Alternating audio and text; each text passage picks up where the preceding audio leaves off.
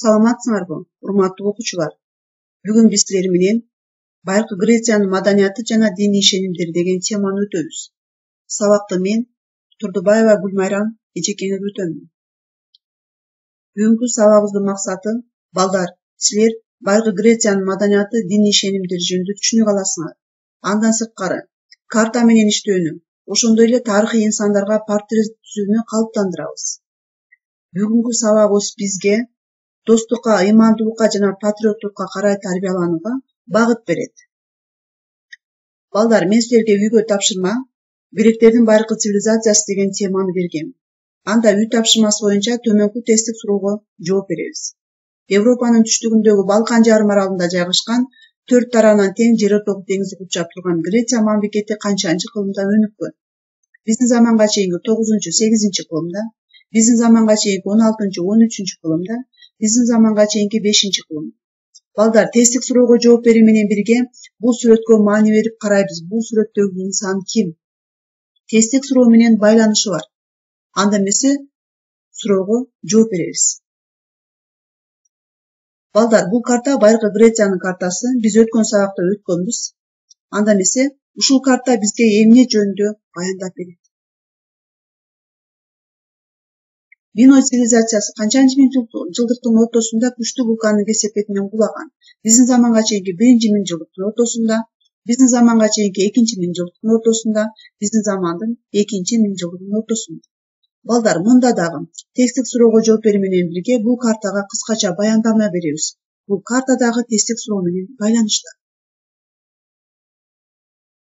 Картадан Грецияны көрсөтүп бергиле. Балдар, бул Грециянын картасы. Эми ушул Грецияны биз дүйнөнүн картасынан көрсөтүп беребиз. Мына бул жерден Грециянын кайсы жерден ордун алгандыгын көрсөтүп берген. Гректер байыркы заманда кандай чарбачылык кылышкан? Малдын кайсы түрүн багышкан? Египет, Финикия аркылуу криттиктер кайсы падышалык менен соода жүргүзүп турган? Вавилон, Италия, Персия. Балдар, бул инсан биздин заманга чейинки 640-559 жылдар жашап өткөн. Мына бул сүрөт менен дагы ушул инсандын ортосунда байланыш бар. Бул инсандын Байыркы Грециянын тарыхында орду өзгөчө. Анда эмесе балдар, ушул инсандын портретин түзүүгө аракет жасайбыз. Мына балдар, үй тапшырмасына жооп берүү менен бирге бүгүнкү жаңы темабыз Байыркы Грециянын маданияты жана диний ишенимдери. Балдар, силер Байыркы Грециянын маданияты жөнүндө жаңы билимдерге ээ болосуңар. Мен силерге Байыркы Грециядагы жазуунун пайда болушу, Гомердин Илиада жана Одиссея поэмаларынын жаралышы, Байыркы Грециядагы билим берүү, илим, театр, скульптура, архитектура, уламыштары жана диний ишенимдери, ошондой эле байыркы грек кудайлары тууралуу маалыматтарды берем. Мына балдар, бүгүнкү темабыздын бөлүгү Байыркы Грециянын маданияты. Балдар, биз грек кереметтери деп Байыркы Грециядан чыккан улуу ойчулдар жана алардын эмгектери, поэмалар, скульптуралар, архитектуралык имараттар, мына буларды биз грек кереметтери деп айтабыз. Окумуштар Грециянын тарыхый өнүгүшүн 5 мезгилге бөлүшөт. Крит Микен мезгили, Гомер мезгили, архаикалык мезгил, классикалык мезгил, Элладан мезгили деп бөлүшөт. Анда эмесе биз ушул 5 мезгилдин ар бирине кыскача түшүндүрмө берип кетейин. Крит Микен доору биздин заманга чейинки 3 миң жылдыктын акырынан 2 миң жылдыктын акырына чейинки мезгилди камтыйт. Европадагы биринчи мамлекеттер Критте, Пелопоннесте жана Орто Грецияда пайда болгон. Буга далил Эгей дооруна таандык Кнос жана Микен шаарларына курулган дворецтер. Ал 300 бөлмөдөн туруп лабиринт деп аталган. Гомер мезгили биздин заманга чейинки 11-9 кылымдарды камтыйт. Гомер мезгили деп аталгандыгынын себеби Гомердин Илиада жана Одиссея поэмалары узак мезгил бою бул мезгилди изилдөөнүн негизги булагы болуп келген. Так маалыматтардын жоктугунан бул мезгилди караңгы мезгил деп да аташат. Бул мезгилде Троя шаарына жасалган жортулдар жөнүндө уламыштар, жомоктор жаралган. Ушул жомоктордун негизинде Илиада жана Одиссея поэмалары жаралган. Архаикалык мезгил биздин заманга чейинки 8-6 кылымдардын аралыгын камтыйт. Бул мезгилде байыркы Грециянын маданияты жаралган, мамлекеттин жаңы формасы полистер пайда болуп, тигил чегилген. 24 тамгадан турган байыркы грек алфавити түзүлүп, жазуу калыптанган. Олимпиада оюндары ачылган. Мына балдар ошол 24 тамгадан турган грек алфавитинин бул жерде сүрөтү турат. Андан сырткары байыркы Грецияда өткөрүлгөн Олимпиада оюндарынын сүрөттөрү түшүп. Классикалык мезгил биздин заманга чейинки 500 жана 323 жылдардын аралыгын камтыйт. Бул мезгилде илим жана философия, живопись, скульптура, искусство, поэзия өнүккөн. Папирустан жасалган түрмөк китептерине кызыктуу мифтерди, поэма аңгемелерди, ырларды, тарыхый чыгармаларды, илимий эмгектерди жазышкан. Афин архитектурасы ансамблдык. 4 классикалык мезгил грек полистеринин күч-кубаттуу Перс державасы менен кагылышуусунан башталат жана бул державаны жок кылган Александр Македонскийдин басып алуулары менен аяктайт. Андан кийинки мезгил балдар Эллада мезгили биздин заманга чейинки 323-30 жылдарды камтыйт. Байыркы Грециянын тарыхындагы соңку мезгилди Эллада мезгили деп аташат. Ал Александр Македонскийдин өлүмүнөн тартып, римдиктер Египетти басып алганга чейин созулат. Биздин заманга чейинки 4-кылымда Грециянын түндүгүндө башка мамлекет Македония жогорулоо жолунда турган. Македониянын падышасы Филипп II биздин заманга чейинки 338-жылдары бүткүл Грециянын өзүнө баш ийдирген. Ушундан кийин ал Персияга жүрүшкө даярданат. Бирок өлтүрүлгөн. Тактыга анын уулу 20 жаштагы Александр Македонский келген. Улуу ойчул Аристотель анын мугалими болгон. Биздин заманга чейинки 334 жылы грек-македон аскерлери Александр Македонскийдин жетекчилиги менен Кичи Азияны, андан соң Египетти, эки дарыя аралыгын, Персияны, Орто Азияны каратып, Инд дарыясына чейин жеткен. Александр Македонскийдин түзгөн империясынын негизинде чыгыш жана грек маданиятынын журулушусу эллинизм маданиятынын калыптанышына жана гүлдөп өнүүсүнө алып келди. Мына балдар Александр Македонскийдин чыгышка жол тобунун картасы турат. Бул жерде Македониядан чыгып Египетке келип, андан кийин Инд дарыясына чейинки баргандыгын мына ошол картадан билсек болот экен. Демек байыркы грек маданияты менен ушул чыгыштын маданиятынын журулушусу Эллада маданиятынын калыптанышына жана өнүгүшүнө алып келди. Андан кийинки темабыздын бөлүгү балдар Гомердин Илиада жана Одиссея поэмалары. Бул поэмаларды байыркы гректердин сокур акыны Гомер жараткан экен. Поэмалар биздин заманга чейинки 8-кылымда түзүлүп, биздин заманга чейинки 6-кылымда жазылган деп божомолгон. Чыгармада гректердин Троя шаарына жасалган жортуулдары жана гректердин турмушу, үрп-адаты, диний ишенимдери тууралуу баяндалат. Биздин заманга чейинки 13-12-кылымда грек уруулары Кичи Азиядагы Трояга каршы жортуулга чыгышкан. Бул согуштун чыгышына Спарта падышасы Менелайдын сулуу аялы Еленаны Троянын падышасы Паристин Трояга алып качып кетиши себеп болгон экен. Спартанын падышасы армия топтоп Трояга каршы согушка чыгышат. Трояны 9 жыл курчоого алышат. Акыры Одиссейдин кеңеши менен ичи көңдөй жыгач ат жасашат да, аны Троя чебин бузуп келе албаган гректер ичине аскерлерди жайгаштырып, троялыктарга белек кылышат. Троянын чек арасына алып келип коюшат. Атты троялыктар бул бизге Кудайдын белеги тартуусу деп шаарга сүйрөп киришет. Аттын ичине жашынган аскерлер түн ортосунда бүтүүсүз кол салып шаарды багындырат. Элин кырып, байлыгын тоноп, Трояны өрттөп, жер менен жексен кылышат. Ошондон улам балдар Троя аты деген сөз коркунучту белек деген маанини түшүндүрүп калат. Поэма андан ары балдар Троядан өзүнүн мекени Итакага Эгей деңизи аркылуу кайтып келе жаткан Одиссейдин башынан өткөргөн окуяларын камтыйт. Жолдогу коркунучтар, кырсыктар, шамал кудайынын деңизден бороон чыгарышы, гректердин жолдон адашып калышы жана бөөлөр грек кемелерин таш менен уруп талкалап, кемедеги адамдарды кырып салышы, Одиссей гана кемеси менен аман калгандыгы тууралуу, Одиссейдин сирендерден аман калышы, циклоп Полифемди жеңип, көптөгөн кыйынчылыктар менен өзүнүн мекени Итакага кайтып келиши баяндалат. Балдар бул жерде сирендер деген бул турат, мына сүрөтү дагы турат бул жерде. Бул канаттуу кушка окшогон, киши жегич, азгырма аялдар деп айтылат. Андан сырткары циклоп полифем деген балдар бул жалгыз көздүү деп баяндалат. Андан кийинки Гомердин поэмасы бул Илиада. Бул поэманын өзөгүн 10 жылга созулган Троя согушунун акыркы жылында окуяларды камтыган мифтер, уламыштар түзөт экен. Трояны Илион деп аташкан, поэманын аты ошондон улам аталып калган экен. Бул поэманын башкы каарманы Ахиллес, анын энеси Кудай аял болгон экен.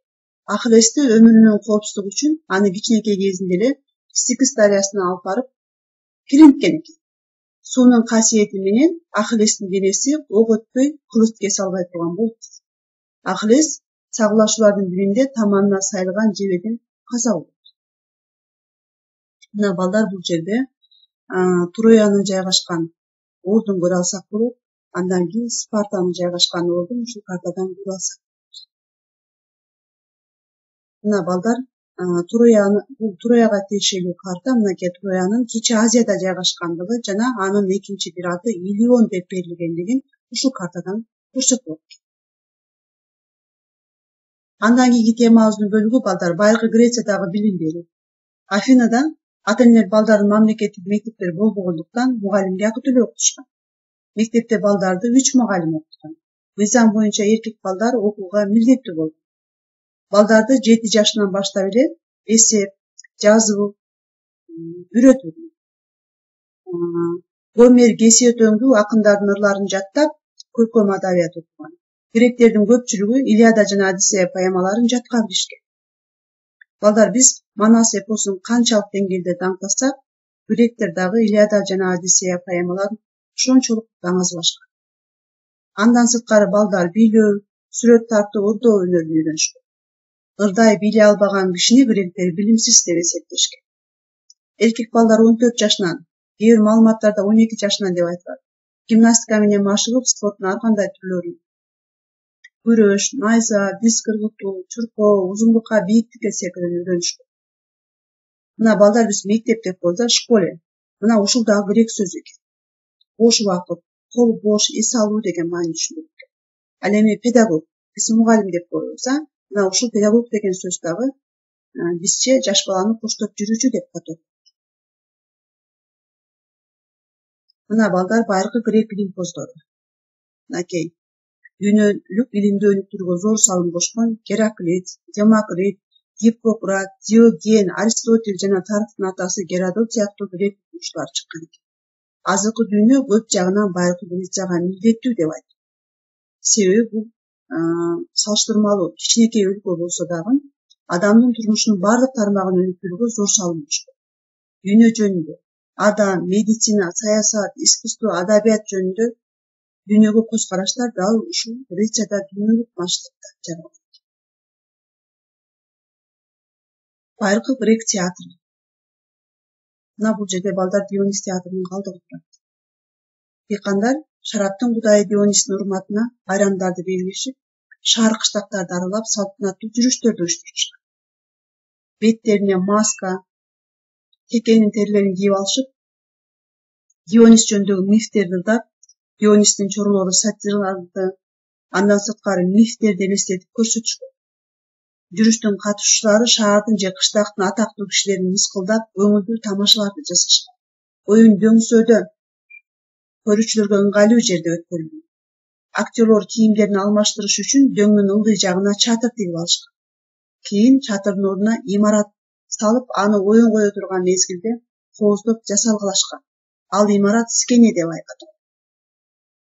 Имараттын алдына атайын аянтча оркестра уюштурулган. Актерлор ойношкон, хор ырдашкан, Зевсти жана Дионисти даңктаган хор пайда болгон. Көрүүчүлөр үчүн дөңдүн бооруна жыгачтан кийин таштан атайын орундуктар даярдалган. Мына балдар бул жерде Дионис театрынын сүрөтү турат. Бул театр маалыматтарда көпкө чейин аты аталганы менен кайсы жерде жайгашкандыгы белгисиз болуп келген. Кийин тыйын табылган. Ошол тыйында Дионис театры тоо этегинде белгилендиги жөнүндө маалымат. Ошол тыйындагы маалыматтан улам тоо этеги казылганда ошол жерден Дионис театрынын калдыгы чыккан. Андан кийин балдар биздин заманга чейин 5-кылымдын аягы, биздин заманга чейинки 4-кылымдын башында Афинада алгачкы театр куруп, ага 17 миң көрүүчү барган. Тамашалар майрамдарда гана уюштуруп, эртеден кечке созулган.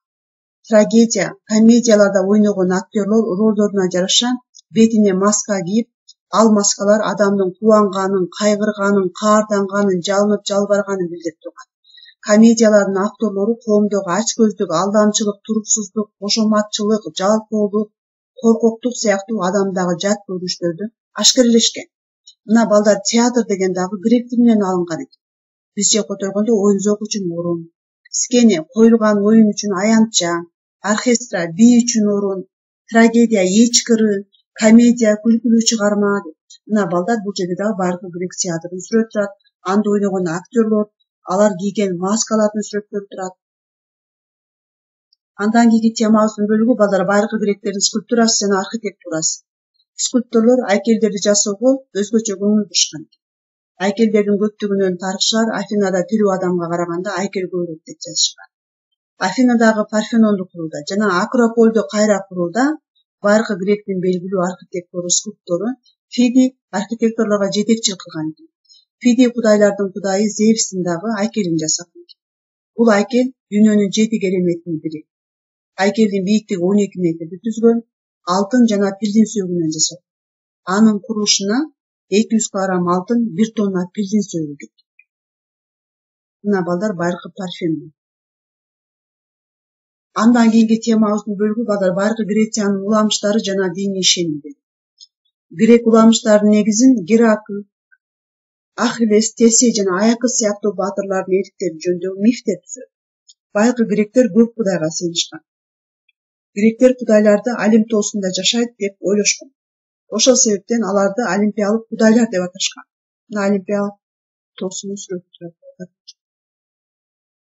Мынакей балдар кудайлар тууралуу бул жерде таблица турат. Эмесе ушул кудайлар эмнени кудай экенин кыскача ар бирине түшүндүрмө беребиз. Зевс асман кудайы, кудайлардын кудайы, башчысы. Бул болсо Гера, Зевстин жубайы, үй бүлөнүн колдоочусу. Байыркы гректер кудайларды ушундай элестетишкен. Бул болсо Посейдон, деңиз кудайы, болбосо деңиз чайпалтуучу деп айтышкан. Зевстин бир тууганы. Балдар, аны 3 тиштүү найза алып жүргөн кудай катары элестетишкен. Ошон үчүн 3 тиштүү найзасы менен урганда деңизде катуу толкун башталат деп ойлошкон. Бул Аполлон, күндүн эскистонун кудайы. Бул жүзүм өстүрүүнүн жана шараптын көңүл ачуунун кудайы Дионис. Мына театр ушунун наамынан аталган. Афина, бул Зевстин кызы, акылмандыктын кудайы. Гефес, Зевстин уулу, оттун жана темир устанын кудайы. Гермес, Зевстин уулу, сооданын, малдын, жайыттын кудайы жана кудайлардын кабарчысы. Деметра, дыйкандардын кудайы. Арес, согуш кудайы. Аид, жер астынын кудайы, Зевстин бир тууганы. Артемида, айдын, аңчылыктын кудайы. Афродита, Зевстин кызы, сулуулуктун кудайы. Байыркы гректер түбөлүк өлбөс кудайлар адамдардын үстүнөн бийлик жүргүзүшөт. Олимптеги асемдүү ак сарайларда жашашат. Ал жактан жерге түшүп келип, адамдардын жашоо турмушуна кийлигишип, аларга буйруктарды берип турушат жана алар мансапкой, катаал, кекчил келет деп ойлошкон. Кудай бирөөнү бай, экинчисин кедей, дагы бирөөсүн кул кылып жараткан. Кимде ким кудайдын тартибине каршы чыкса, ал кудайдын каарына калып, оор жазага учурайт деп түшүнүшкөн. Ошондуктан кудайлардан коркуп, аларга арнап курмандыктарды чалып, сыйынуучу ибадатканаларды, храмдарды курушкан. Мына балдар, ушуну менен бүгүнкү темабыз аягына чыкты. Анда эмесе бүгүн өтүлгөн сабакты бышыктоо үчүн төмөнкү суроолорго жооп беребиз. Байыркы Грециянын маданияты эмнеге грек кереметтери деп аталат? Байыркы Грециянын өнүгүшүн канча мезгилге бөлөбүз? Гомердин Илиада жана Одиссея поэмаларынын мазмуну эмне жөнүндө баяндайт? Грецияда дүйнөнүн 7 кереметинин кайсы керемети бар? Феди деген ким? Ал эмнеге жетекчилик кылган? Байыркы гректердин архитектурасын жана скульптурасын өзгөчөлүгү эмнеде? Балдар, бул жерде кудайлардын сүрөтүнө жана аталышына карап, эмненин кудай экендигин айтып бергиле. Мына балдар, ушуну менен бүгүнкү сабагыбыз аягына чыкты. Силерге үйгө тапшырма, параграф 17-ни окуп түшүнөбүз, Гомердин портретин түзөбүз. Андан сырткары жаңы сөздөрдүн маанисин түшүнүп, керектүү маалыматтарды, негизги маалыматтарды жазып, портфолиобузга салып, аны толуктайбыз. Анда эмесе балдар, кийинки сабагыбыздан жолугушканга чейин саламатта калыңыз.